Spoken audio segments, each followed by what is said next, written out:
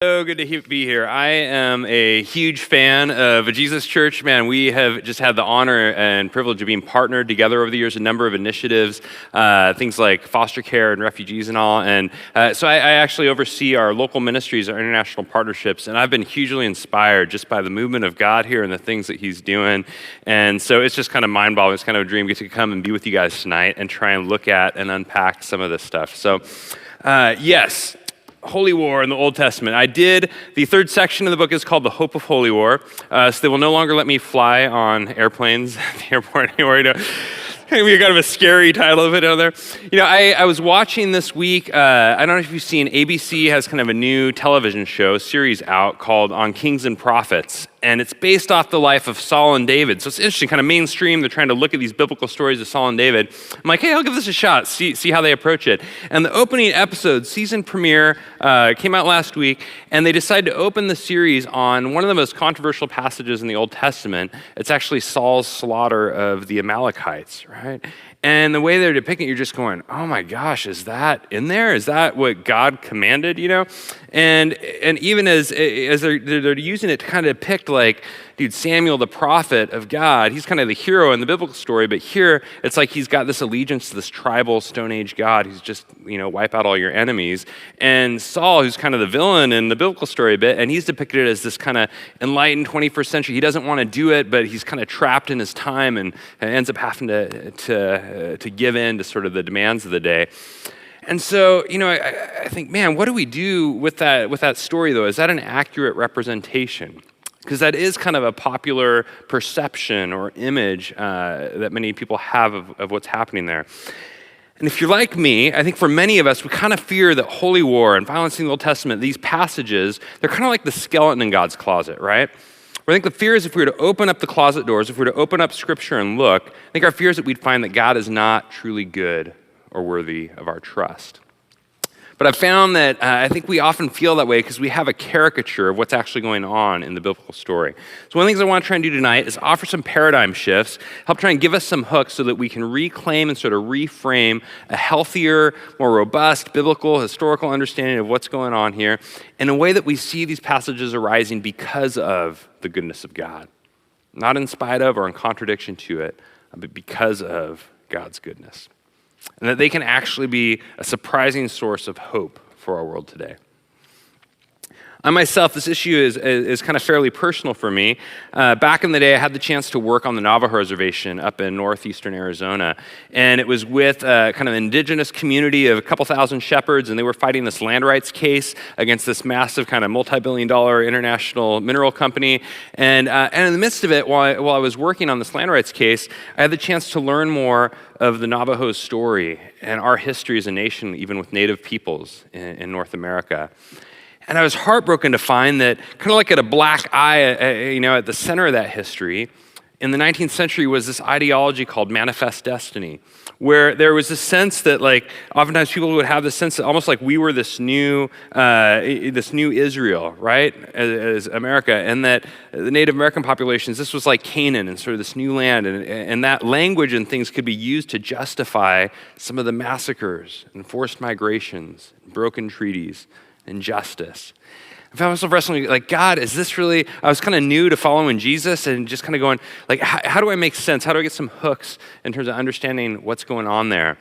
And the more I began to actually read the stories themselves, I don't think I could have articulated it at the time, but I got a sense that like, man, I think there's something more nuanced going on here. Something that I find, I don't know if I can fully explain it, but I actually find this to be a source of hope, not only for me, but particularly for communities like the Navajo, communities of the exploited and the oppressed around the world. I want to suggest tonight these can actually be a powerful and surprising source of hope. Okay, so let's dive in. Tonight's going to be kind of divided into two sections. Section one, I want to just kind of go, what's the big picture scope, what's happening and kind of the overarching story of this stuff. And section two, I want to look at some of what I call the drastic marching orders, some of the stuff that Israel's told to do that can seem really brutal at first glance. But let's start section one, just kind of go, okay, what's sort of the overarching big picture storyline that's taking place with Israel and Canaan? I think one of the first things we need to ask is who is doing the fighting? Because when we think of holy warriors, if you're like me, one of the first images that comes to my mind is something like this, right? Rambo, I grew up on Rambo, he was one of my heroes, and he's this kind of typical image of this holy warrior. He's what I would call, the muscle-bound machine gun heroes, right? We tend to think of holy warriors as those who are muscle-bound, they're strong, they've got kind of strength and ability on their side. And they've got machine guns, right? Like advanced weaponry, even something like 9/11, you're turning planes into weapons, right? There's kind of this advanced technology or weaponry. And we tend to think of holy warriors as heroes, like they see themselves as heroes, like justified in, kind of conquering or whatever they're doing because of the greatness of their civilization and what they bring. I would suggest we tend to think that holy war is the strong using the god or the gods to justify their conquest of the weak. Right? We tend to think of holy war as the strong using the gods to justify their conquest of the weak. I suggest the Old Testament actually flips this on its head and gives us a very different picture. It is God arising on behalf of the weak against the tyranny of the strong when it's raged far too long. It's God arising on behalf of the weak against the tyranny of the strong. Okay, so I want to take each of these muscle-bound, machine guns, and heroes and just try and show how, in the Old Testament, it's actually flipping these assumptions on their head. First off, like when we think of Israel is not an ancient powerhouse, right? Like they're depicted as the last and the least of the ancient world of the nations, right? They're weak. They've been getting their tails kicked for centuries on the outside of outskirts of one of the mightiest empires of the day, Egypt. And in contrast, they're going up against one of the mightiest, powerhouse civilizations of the ancient world. And so let's start first with machine guns, right? We tend to think of holy warriors as they've got machine guns. They've got kind of advanced weaponry or technology. And yet in Israel's encounter with Canaan, nothing could be further from the truth. Israel is outrageously outgunned and outmanned. So when Israel comes out of Egypt, it's not necessarily like there's a stockpile of AK-47s waiting for them in the wilderness, right? Like they're a nation of slaves wandering through the wilderness for 40 years. And when they get to Egypt, or when they get to Canaan, Canaan has horses and chariots and like the equivalent of like jet fighters, right? Like they've got the most advanced, sophisticated military technology of the day. They've got horses and chariots while Israel has sticks and stones and whatever they've been able to cobble together in the wilderness. Israel is like a kindergartner taking on the high school senior class with a wiffle bat. What if we think about like defenses, right? Like Canaan has got heavily fortified fortresses and outposts and things to protect against invasion, whereas Israel's defense system is a small wooden box that they built in the wilderness, and its significance is that it carries the presence of God goes with them. It's identified with them in this Ark of the Covenant. But it looks ridiculous from the outside looking in. She doesn't have the defenses. In terms of leadership, Canaan has experienced generals who have practiced their strategy on the surrounding nations. They've conquered and assimilated and expanded their civilization, these powers in Canaan.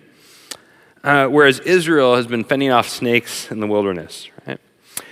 Think of armor. Canaan has high-tech metal and things, right? Like they've got armor, whereas Israel is described as having the same ratty clothes that she's wandered around in for the last 40 years.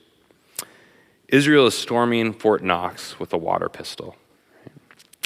We think of warriors. Canaan they're described as giants, right? Like in Joshua, and the spies go in and they're freaked out. They're scared, like we are going to get crushed because these guys are huge. They have been feasting off the land of milk and honey for generations, right? They've got wealth and affluence and all of the psychological confidence that brings.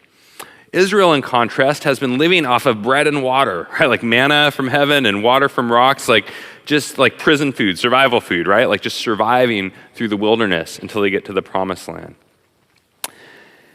Israel marches into Canaan like ants under elephants' feet, outrageously outgunned and outmanned.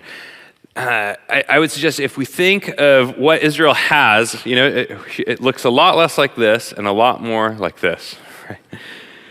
Like Israel is going into Canaan, like just about to get crushed. Her only hope is that God goes with her. And it's in this context that Israel learns to sing this psalm. Psalm 20, this is actually a key kind of holy war verse or theme for Israel. She sings, some trust in chariots and some in horses, but we trust in the name of the Lord our God. Israel, she's going to get crushed unless God shows up, but she steps out onto the battlefield, trusting God to fight for her. This is antithetical to mainstream holy war. Right? If we want to use the NFL as an analogy, this is not just like a lesser-ranked team going up against a higher-ranked team.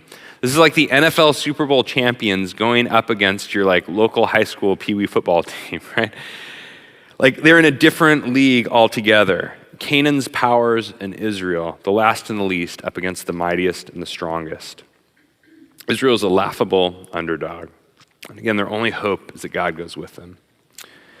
All right, well, let's turn to muscle-bound, right? Like another characteristic. The Holy Wars is strong. They've got strength and strategy on their side, right? They've got ability. And with that comes kind of this confidence, like, hey, right?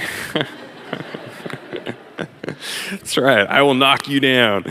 So they have this strength, Holy Wars, we tend to think they have the strength on their side and strategy. And you can be outnumbered, right? If you've got like the strategy and the firepower and things to prove it still.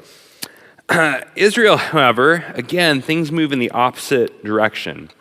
Her strategies are ridiculous, right? Again and again and again, her strategies are ridiculous. Like, so if we start with Jericho, this is kind of the first battle going into Canaan, right? And they show up to Jericho, and it's this like heavily fortified military defensive outpost fortress, and they're like these nation of slaves with nothing. And I can imagine walking up and just kind of being like, okay, God, what's the battle plan? What are we gonna do to take down the fortress, right? And God comes back with the battle plan. I'm gonna have you march around the city 7 days and blow trumpets, right? That is ridiculous. Like, if you can imagine like World War II, like the soldiers storming the beaches of Normandy, not with like weapons, but with musical instruments, it would be a slaughterhouse, right? It would be a ridiculous thing to undertake. Or the Mongols kind of marching up on horses to the Great Wall of China and blowing trumpets instead as an act of war. Or in our day and age, if you think of like people from Canada and Mexico, like marching along the US border with rock guitars and drums or whatever, and as a signpost of war, like we would laugh, like it's ridiculous. It's a recipe for disaster unless God is the primary one doing the fighting. And I would suggest the battle strategies, it's not a one-off event. If we read through, like they're almost always like just ridiculous, and I would suggest they're designed to be, so that we see that it's not actually Israel, God is the one doing the fighting. If we look at the story of Gideon, it's another example. So Gideon, so this is in Judges, right? Where now Israel's in the land, but they're still being oppressed by these mighty powers from Canaan. And so God's going to raise up this deliverer for him. And Gideon's described as the least in his family. His family is the weakest tribe in the land. And his tribe is the last in Israel. Just like Israel, Gideon the deliverer, he's described as the last, the least, and the weakest. And God goes there and he goes, I'm going to raise him up to deliver my people. So Midian, so Gideon kind of gathers his forces and whatnot and troops, and they're going to go up and they find Midian's militias, right? Midian's militias have gathered, and it's depicted as a defensive battle for Israel. Midian gathers its militias to knock out Israel. And when they look at it, it says, dude, they were as many as the sand on the seashore. Right? And so Gideon, he's got 32,000 troops. He's going up against these sand and the seashore militias. And so they're praying, okay, God, what is the strategy? How are we going to do this? And God comes back with the word, you've got too many men. Send 99% of them back home. Right? Ends up whittling the military down from 32,000 to 300. Right? That's 99%.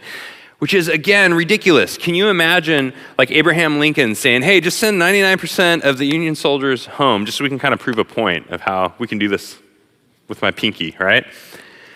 Or William Wallace in Braveheart, like storming up on the battlefield and just telling, everyone, hey, you guys just go home. I'll take them on by myself. Like, it's kind of the picture. You got 300 folks, 300 guys going up against these sand on the seashore militias. And the reason that God tells him to do this, he says this, that Israel may not boast, my own strength has saved me. This is a theme. Again, this is not Israel using God to justify her conquest of the weak. This is God rising up on behalf of the weakest nation in the ancient world against the mighty powerhouses that have dominated for too long. All right, there's this verse that I love in the Old Testament, be still and know that I am God, right? You heard that verse? And I love this verse. Usually when I hear this verse, though, I think, I see it on it's like on the Hallmark card, and there's like the peaceful meadow and the bench in the stream, and it's kind of this quiet solitude, and sort of this sense of like, be still, get away from the chaos and the stress and the worries of life, and just relax and know that I am God, right? And that's good. I love solitude, and silence are good things. But if we go back to its original context, it may surprise you to know that this was actually a holy war verse. Be still and know that I am God. It actually comes from, if you remember the story at the Red Sea, where Israel has just been brought out from Egypt's empire, but she runs into the chaotic waters of the Red Sea. And so on one side behind her is Egypt's military might, the political forces of chaos bearing down upon her. And the other side is sort of these natural forces of chaos and the raging waters and all. What are we going to do? What are we going to do? What's the plan? And Moses declares this to the people. He says, do not be afraid, stand firm, and you will see the deliverance the Lord will bring you today. The Egyptians you see today, you will never see again. The Lord will fight for you. You need only to be still. Hebrew scholars say this gets picked up and becomes this theme in the Old Testament, be still and know that I am God. It means that God rises up on behalf of the weak to defend them against the tyranny of the strong. I love this scholar, Old Testament scholar, Ben Olenberger. He puts it this way. He says, every other nation in antiquity claimed that their gods participated in war and were responsible for giving their warriors victory. But only Israel came to understand this claim to mean that it was unnecessary to fight. Do you hear the radical nature of that? That this opening battle, it's like, dude, they got nothing, and God has to rise on their behalf. And this theme carries through those parts where they're called in to kind of come in and finish the job at the tail end, but God is the primary one doing the fighting. And so when we hear this phrase, be still and know that I am God, in its original context, it's less of the picture of the monk in the monastery removed from the troubles of the world. That's fine, but that's not the image here. The image is more like the disabled kid getting beat up on the playground by 15 bullies who are older and stronger than he is, when he hears the voice of his father step onto the field and say, step back, son, be still and watch me take care of these guys for you. God is a God who is patient, but he will ultimately arise in defense of the weak when they are tyrannized and under exploitation and oppression. Israel is not taking on the empire for God. God is taking on the empire for Israel. And I think this is important because it also confronts, dude, this isn't like the terrorism, right? Terrorism, the terrorist kind of motto is, we will fight for God, right? But Israel's motto is, God will fight for us. And if he doesn't, we don't have a chance, right? We don't have a chance. And that's really different. This is not kind of, cowards taking pot shots from the shadows with billions of dollars of international oil money and whatnot, and then retreating back. This is a vulnerable, visibly identifiable people out in the middle of the battlefield who are about to get crushed unless God shows up in their defense. All right.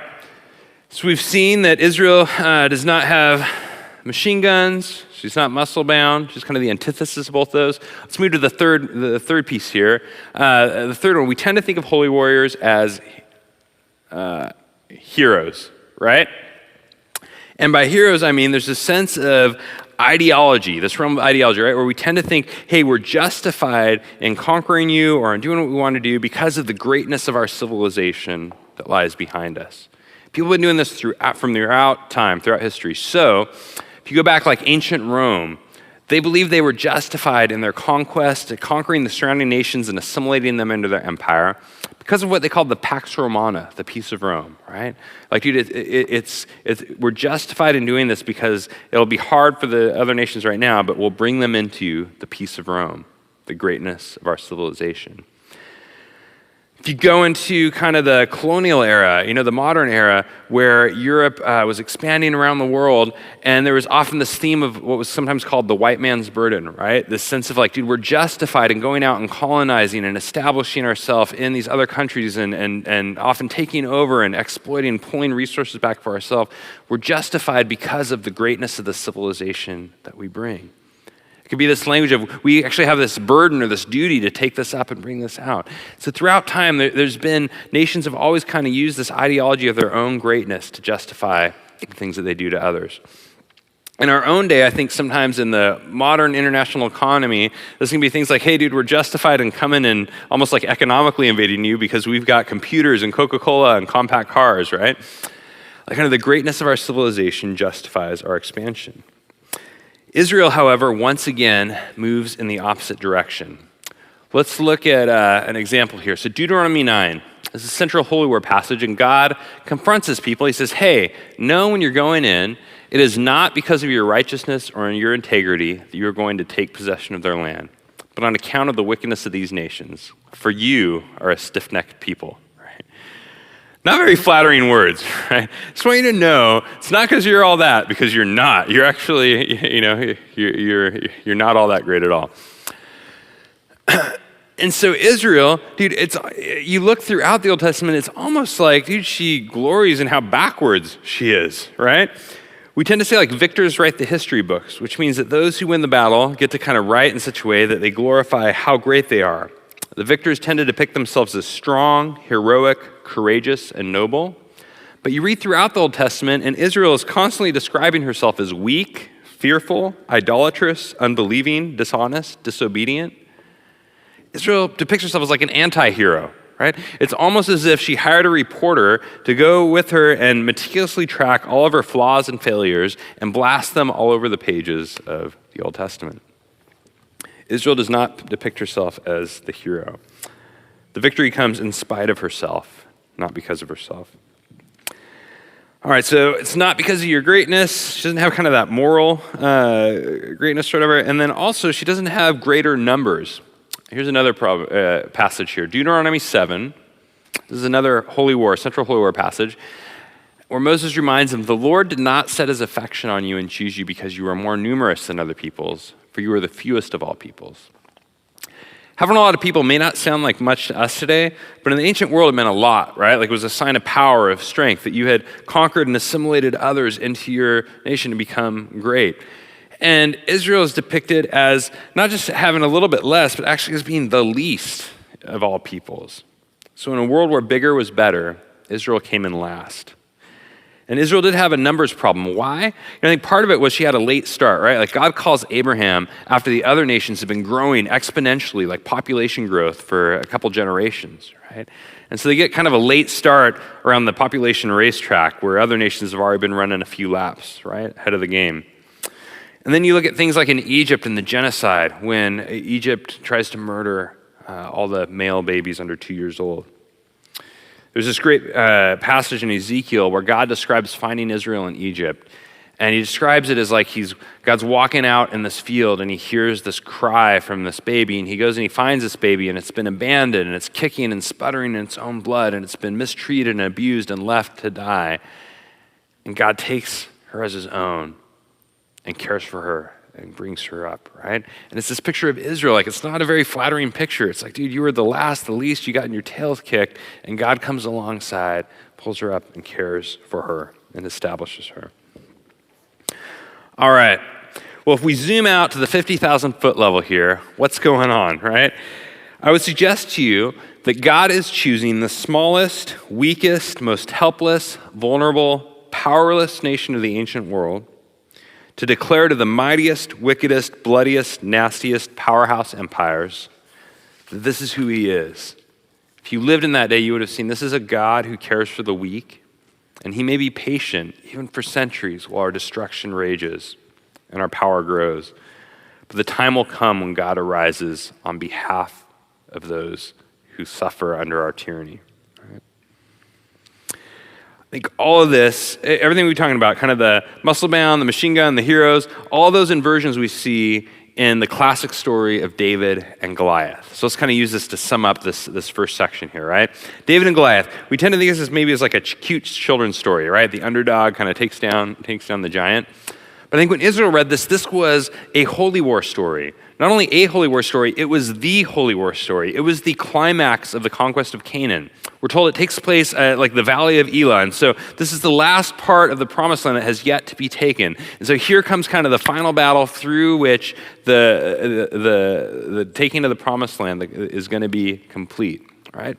And as David steps out onto the field and Goliath is there on the other side, they're like almost like these iconic images of everything that's come before.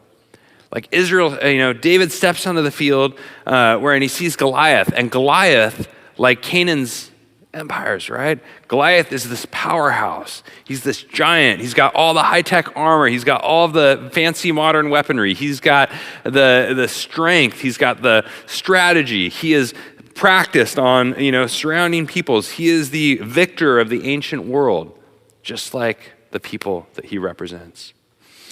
And David, on the other side, just like Israel, is this runt who's been herding sheep out in the desert, out in the wilderness, or whatever. And he comes in and he's got his ratty clothes, and he can't even wear the armor; it won't fit on him, right? And he can't hold the sword, and so he's got like this little sling.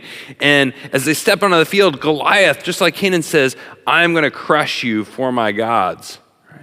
And David inverts it and goes, God is going to rise up on my behalf and take you down for me. And the sling and a stone, God takes down the mighty empire on behalf of his powerless people. All right. So when we see all this, I want to give you now, I think one of the concerns many people have is, man, if we believe in holy war or violence in the Old Testament, it's going to make us more violent or want to go run out and fight holy wars today, right? I would suggest that is ridiculous, okay? So if you really want to fight a biblical holy war, I'm going to give you the 10 steps right now, the 10 steps to go out and fight a real biblical holy war, okay? Step number 1, throw away your armor. Number 2, burn your tactical training books. Number 3, find the cheapest, most ineffective weapons you can. Step number 4, visit a rehab center to find military leaders with issues. Okay? Number 5, hire a reporter to meticulously track all your flaws and failures. Number 6, boast to your enemies about how backwards your civilization is. Number 7, find the biggest, baddest superpower who will surely kick your tail. Number 8, pick a fight. 9, walk into the middle of the battlefield. 10, pray that God shows up. Nobody is going to fight a war like this, right? When we really reclaim the kind of the framework, the sense of what's going on here, it is just ridiculous. I would suggest that God is actually confronting the ways that we tend to fight wars in our world, the ways that the empires of our world tend to establish their dominance. Like God is actually confronting the ways that the strong use their power to justify their conquest of the weak. And he confronts it by taking the last and the least and the weakest and using them to establish this new kingdom reality in the middle of the ancient world. All right. Well, we can take all that, kind of that's section 1, sort of the first half, right? We can take all that and go, okay, that's better than the caricature. That might help. If you're like me, it's okay, that helps. That gives some hooks. But still, section 2 here, we still have to deal with what I like to call the drastic marching orders, right? As Israel goes in the land, they're given some pretty severe, harsh commands, right? And so they're told, they're told to show no mercy. They're told utterly destroy them. They're told do not leave alive anything that breathes. And if you're like me, that starts to sound like genocide, right? I've spent time, a couple months living in Rwanda and a couple months working in Cambodia, and home to 2 of the worst genocides of the 20th century. And my heart just breaks and gets wrecked over those realities. And even the legacy, generations later, decades later, that's left in both those countries. So you kind of go, man, is that what's going on here? Is this genocide? And sure, as well, like there are many critics of the Christian faith today who will use these as sort of fodder, to launch fire at the Christian faith. So Richard Dawkins, for example, uses passages like these to say the Old Testament, this God, it's all about ethnic cleansing, done with xenophobic relish. These are bloodthirsty massacres. Is that what's going on here? Well, now here in this section, I want to give you 3 kind of hooks or paradigm shifts here for this to try and get a little deeper sense, I think, of what's going on. First one would be this. We read the word city a lot, and these are military cities. Right? So if you're like me, when I read the word city, when I hear the word city today, I am a 21st century Westerner, and we think of cities as civilian population centers, right? So I live here in Portland, and I walk out my front door, and I look across the street, and there's a whole bunch of neighborhood homes, and I go down the street, and there's my daughter's school, and then there's like restaurants and a bank and businesses and the whole deal. The city is where life takes place. It's where all the civilians live, right? So it makes sense when we read about a city, these commands are given largely in the context of cities. And so when we read about this happening to a city, it's understandable we would tend to think of like a civilian massacre. But in the ancient world, things were very different.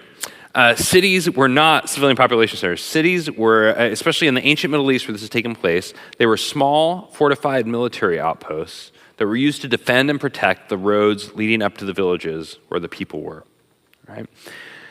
So for example, when we read about Jericho, right? Like, here's a quote by Paul Copan, a scholar. He says, all the archaeological evidence indicates that no civilian populations existed at Jericho, Ai, and other cities mentioned in Joshua. Jericho was a small settlement of probably 100 fewer soldiers. This is why all of Israel could circle it 7 times and then do battle against it on the same day. So just the picture that we should have in it here is something like the Great Wall of China, right? Like Israel is tearing down the Great Wall of China. She's not demolishing Beijing. Right? She's attacking the Pentagon, not laying waste to New York City. Right? She's taking out a defensive military installation, not civilian massacres, right? So another piece here, we read about, she's taking out cities and she's killing kings or whatever, and we think of kings, we tend to think of like, I don't know, President Obama or a political leader, right? Or Bush or whoever, but we tend to think of political leaders. But back in this day, kings, the word melech in Hebrew, they were like largely military generals and officials, right? And so it wasn't just like the one top dog. Kings could be used. That's why you see so many kings show up, right, in the land. Kings were often generals who reported to higher kings or rulers off-site. And so you've got these military generals in these fortified military outposts defending the roads leading up to where the people are. Israel is taking on Napoleon and his militias, not Paris and her masses, right? She's attacking military strongholds, knocking out generals, and putting their soldiers to flight, not invading cities, assassinating presidents, and slaughtering civilians. All right, well, there's a few details here, though, I think we have to look at, because you could go, well, yeah, but what about Rahab, right? So Jericho, Rahab, she's mentioned, and she doesn't seem like a soldier, right? So scholars believe that she was the prostitute that ran the hostel within the fortress. So it was common in these military fortresses in the ancient world to have a hostel where you could come and the soldiers could come and drink beer, and they were often run by a prostitute because, unfortunately, the soldiers often wanted more than just beer, right? And this was also the place where if people were coming from out of town, this is where they would stay so that the military could keep an eye on them. Which is why it makes sense that, Joshua and the spies, when they come in, they stay with Rahab. So it's interesting, actually, that Rahab is the only civilian specifically mentioned in all of these city conquests and all, and yet her life is spared. Another detail, there's just a few places where this phrase shows up. It says all men and women, young and old, right, being killed. And you go, dude, that just seems civilian massacre right there. But if we go back into the Hebrew, it was a Hebrew phrase known as a merism, right? Where it was like a stock language, this image of totality, kind of like, so if we think of like heaven and earth, right? This is another one of those where we say heaven and earth, Hebrews were not just talking about the air and the dirt, right? It was this all-encompassing term for everything within heaven and earth. And similarly, this Hebrew phrase, all men and women, young and old, it's a stock phrase of totality to just go, anything that's in the military fort, make sure it's done. But ancient Hebrew readers, scholars suggest, they would assume that there are no civilians in the fort, right? Like A, they're not usually there to begin with, and B, if battle's coming, you get out of Dodge, right? So when we read about, I think often when we think of ancient warfare, a lot of our images today come from the Middle Ages, where it's kind of like, dude, battle's coming, and everyone run into the city for protection. But in the ancient Middle East, it was very different. It was actually the opposite. If battle was coming, get out of the city and get up to the hills. You'll even read Jesus talking about, dude, when the day comes, run to the hills, right? Like that was the ancient way of doing things. As scholar John Goldingay, a respected Old Testament scholar, talks about. He's like, dude, back in the day, when a city is in danger of falling, people do not simply wait there to be killed, they get out. Only people who do not get out, such as the city's defenders, get killed. So the primary significance here is God is going, dude, take out the military fortress and make sure nothing's left and demolish it. I don't want you taking plunder or trying to use it to enrich yourself. Just knock out kind of the fortress to this mighty empires. Okay, so first, these are military cities. Second observation here is that they use what I like to call ancient trash talk, right? Ancient trash talk. You can read loads of accounts, like military histories in the ancient Middle East from all these other peoples, and they all like to use, you'll be struck, they all like to use this massive exaggerated language. I cite some examples in the book. This exaggerated language of, we destroyed them, we annihilated them, we wiped them off the face of the earth, they'll never be back again. They are, like the language of genocide, they are extinct, right? And then you read a year later, and the same people who were supposedly wiped off the face of the earth are back again, strong as ever, still causing mayhem, and maybe even beat them that time, right? And you're going, what's going on there? It was like a rhetorical way of speaking back in the day. And so I like to think of it as, say, for example, like a basketball game. And after the game, you come to the locker room, you miss the game, but you show up in the locker room, and you hear the players talking, and they're like, man, we just annihilated them. We wiped the floor with them. They could not get a thing past us. Like, we just destroyed them. It was done. And if you just went solely by the locker room talk, right, and just took it completely literally, you would go, man, the score was like 120-0, I guess, right? But then you walk outside and you look up at the scoreboard and you see, oh, it was 120-105. Like, it was still a decisive victory, but not near as massive as the exaggerated rhetoric would lead you to believe, right? You don't hear that and go, oh man, the players were lying in the locker room. How would you do that? How could you do that? No, it's an understood way of speaking, right? Similarly, like I said, we see this language all over the ancient world. If that was all we had to go on, though, I think we'd still kind of go, okay, but this is God's word. Is that what's going on in here? But I think the Old Testament itself actually demands to be read that way. These passages do not make sense if they're read completely literally, right? So there's two battles where this language is used to describe the battle, right? One is in Samuel. It's I mentioned earlier, the Kings and Prophets series on ABC did last week, right? So that one in Samuel, and the other is in Joshua 9-12. And in both of those, supposedly, they're wiped off the face of the earth. All you have to do is go a little farther into the story, and you suddenly find the same peoples back again, strong as ever, causing havoc all over again. Right? So let's look at Joshua 9-12 as an example here. In context, this is presented as a defensive battle. We're told these 31 kings, they rally their troops, like all the kings and generals of the north, all the generals, these kings of the south, they rally all their coalitions, and their goal is to take out Israel. And so Israel is about to get crushed. It's depicted as a defensive thing. And once again, we see this language depicted as these sand on the seashore militias who are coming to destroy God's people. And this is the famous story where in Joshua, where the sun stands still and the hailstones come down from heaven, and God basically fights on Israel's behalf, and then they just go in and step in at the end and kind of take care of what's remaining, right? And when they finish, Joshua is rejoicing and they're celebrating. He uses this exaggerated language and he goes, man, we defeated all the kings of Canaan. We destroyed all the Canaanites. We captured all of the land. We showed no mercy. We did not leave alive anything that breathes. We utterly destroyed them, right? The problem is we are in Joshua 12. I mean, he's basically, it's done. We just finished the whole thing, right? We're in Joshua 12. All you got to do is start going to Joshua 13, 14, 15, and the conquest of Canaan still goes on for books of the Bible and generations to come. We've got all the rest of Joshua to get through, all the rest of Judges. We've got 1 Samuel all the way up until the time of David and Goliath, like we talked about. Joshua's words in Joshua 12 do not make any sense if the rest of the story is true, right? So I would suggest, and Old Testament scholars across the board suggest, that Joshua is using this exaggerated war rhetoric, this ancient trash talk, that it's a literary style of military history, right? The genre of military history from back in the day. It doesn't mean that Joshua's lying. just means he's speaking in a recognized idiom. Kind of like if we read the book of Revelation or we read Jesus' parables, one of the first questions we have to ask when we're interpreting the Bible is, what genre is this? And I think when we look at Joshua, we have to recognize that much of this is written in the genre of military history. And ancient military history liked to use this kind of language. Christopher Wright is one of the most respected Old Testament scholars in the world today, and he puts it this way. He says, we must also recognize that the language of warfare had a conventional rhetoric that liked to make absolute and universal claims about total victory and completely wiping out the enemy. Such rhetoric often exceeded reality on the ground. This is not to accuse the biblical writers of falsehood, but to recognize the literary conventions of writing about warfare. Okay. Third and final, let's see, how are we doing on time here? 25. Okay.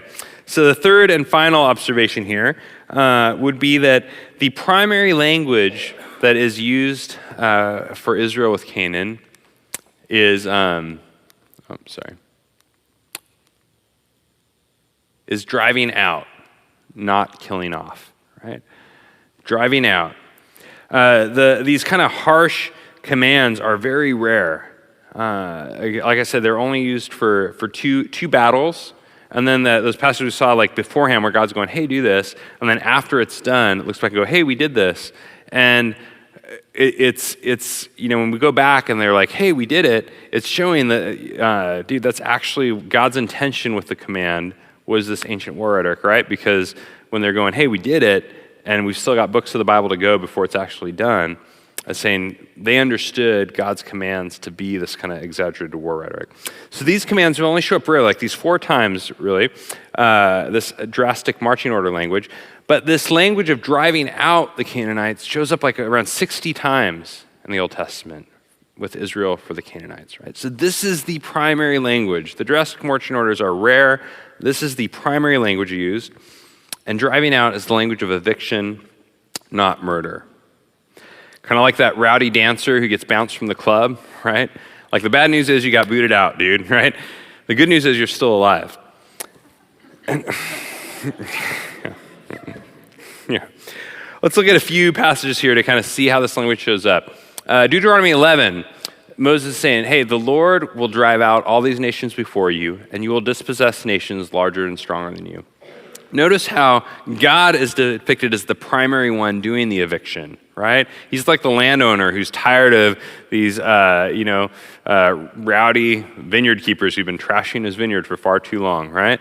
And so God is the primary one doing the eviction, not Israel. And notice when you get to Israel, how there's an emphasis on the power disparity, how these nations are depicted as being much larger and stronger than Israel.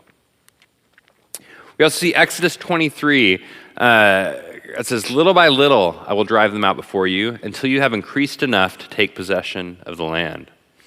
And here notice this is being depicted as a gradual process, not an overnight eviction, but a gradual process. It takes generations. Finally, Joshua 23 says, the Lord has driven out before you great and powerful nations. To this day, no one has been able to withstand you. Back again, this is God is the primary one doing the fighting. When Israel is called to participate, they're just kind of finishing off a battle that God's already brought to the point of completion. What time was it? Okay, yeah, got a few more minutes here. One other thought here, this driving out language, this isn't the first time it actually shows up in the biblical story. Can you think of any other places early on in the story where people are driven out of the land? Eden, I heard it, Adam and Eve, right? It's the Garden of Eden. And the logic there, right, is Adam and Eve unleash sin into God's good garden, kind of the destructive power of sin, and they ended up getting driven out. It's the same phrase, the same language. And so I think it's the same kind of picture here where the powers of Canaan have been unleashing the destructive power of sin into God's good garden, like this promised land. And so God is driving them out, these powerhouses, and giving it over to the last and the least, this homeless nation of wandering slaves, right? And when we go later in Israel's history, when Israel rebels against God and unleashes just as much destruction as Canaan ever did, Israel gets driven out of the land. It's the language of exile, right? So Israel doesn't get a free pass, right? She ends up getting driven out as well. Okay, so how how do we let's kind of zoom out and summarize. So we've seen here for these drastic marching orders. They're given in the context of cities, and these cities are military cities, not civilian population centers. We've seen that they are using ancient trash talk, kind of this exaggerated war rhetoric, that the Old Testament itself only makes sense if we read it this way, right? That they're using an established literary genre of the day. And third, that the primary language is Canaan is being driven out, not killed off. So if we kind of zoom out to the 50,000 foot level, what's happening in the Old Testament here? Well, I think there's this really interesting passage. If we were to go back to Genesis 15, God is making this covenant with Abraham, and he is telling him, he says, hey, know for certain your descendants are going to have it rough, right? They're going to carry it off into slavery. They're going to be there for 400 years, and it's going to be brutal, but there's kind of this like, I'm going to be with them, but it's going to be rough, right? But after that 400 years, I'm going to bring them back here. And the reason God gives them that this is going to happen, it's going to take so long, is God says because the sin of the Amorites has not yet reached its full extent. The sin of the Amorites has not yet reached its full extent. And okay, 3 quick observations on this. Like, what's going on here? Well, first off, I am struck by the patience of God, right? Like, dude, 400 years, we're just kind of reading past that. It's easy to kind of skim by, but 400 years, like our country has barely been 200 years old, right? I remember living in Boston, running through these cemeteries and seeing these tombstones and graves that were, from the late 1900 or the late 1800s, and just being like, I can hardly fathom that long back. And this is way longer than that. 400 years is a long time. And God is not, just watching the daisies grow. Like he's enduring the suffering of his people. So God is patient. I'm struck by the patience of God. He's patient with the powers in Canaan for a very long time. Second, I'm struck by the violence of Canaan. Who are the Amorites? We may not know who the Amorites were, but Abraham did. He was actually from their hometown when he came out of Ur. He gets called out of Ur. The Amorites were infamous in the ancient world as the founders and builders of Babylon. Right? So there's almost a sense, and Babylon was, well known for being this brutal, conquering, assimilating power. All the stuff that we've seen, they were the muscle-bound machine gun heroes of the ancient world, right? Who had conquered and assimilated and established their dominance in that day. And so I'm struck by the violence of Canaan. These is not kind of the caricature of like these, idyllic, peaceful natives strumming guitars and feeding each other grapes and telling everyone how wonderful they are, right? Like the picture we should have is one of a brutal empire that's established their dominance in the land. And the third thing I'm struck by here is this, that God's patience with Canaan means the suffering of his people in the meantime. Right? Like if I'm Abraham, I'm livid, man. I'm ticked. I'm like, God, I gave everything to follow you, and man, do whatever you want to me. Let whatever you want happen to me, but don't let them hurt my kids. Right? Like I'm a father, and I would take anything to kind of save my kids' pain. And God's telling Abraham, your kids they're gonna endure some really hard times that are coming, right? And so for Abraham's grandkids, right, when Israel reads this stuff, when Abraham's grandkids going, man, why? Abraham, why? Grandfather, why is it that we have to go through this? And Abraham's response, I believe, would be, God is being patient with Canaan, powers of our day. And I think that this kind of flips the question on its head. Israel's question throughout the Old Testament, it's not, God, if you are good, why would you ever intervene with these kind of powers of our world? The question is, God, because you are good, why do you wait so long? God, because you are good, why do you wait so long? You hear this refrain throughout the Old Testament, how long, O Lord? Like how long until you come to redeem and deliver your people from injustice, from tyranny, from the scars that mark the land? Israel's cry is, how long, O Lord? And for me, one of the things I get to do is oversee our international partnerships and getting to travel around the world, and even right here at home. But often I'm just struck by some of the international systemic injustice of our world. And with communities around the world that are suffering, are crying out, And in many of these places, the church is strong and is vibrant and is way bigger, but they're enduring and they're crying out against kind of the global Babylon of our world and our day and going, God, how long, O Lord, until you come to tear down Babylon and establish your kingdom in the land? When the last become first and the first become last, when injustice is righted, and when God's peace and his shalom and his flourishing is allowed to reign again in place of the destruction that we've brought. And for me now, this has become a great source of hope. It's become a source of hope for places like Rwanda and Cambodia, where I meet with survivors of the genocide and know about and there's an international context to both of those. The powers of our world were involved. I go into a bit more in the book, but we've been involved, the international world, in some really brutal things on the ground. It gives me hope for the Navajo, right? Like even the generations that have gone before and what they've endured. Because God hears their cries. He knows their story. He sees their suffering. And he's been patient, but his patience will not last forever. I think there is a righteous anger that should arise when we actually expose ourselves to the trauma and the suffering and the cries of our world and some of the international dynamics that are involved have gone into that, the power dynamics and all. And I think this becomes a great source of hope. That we do not need to take violence into our hands and go try and accomplish whatever, but we have hope in a God who ultimately will come to bring his justice and establish his kingdom in the earth. Thanks.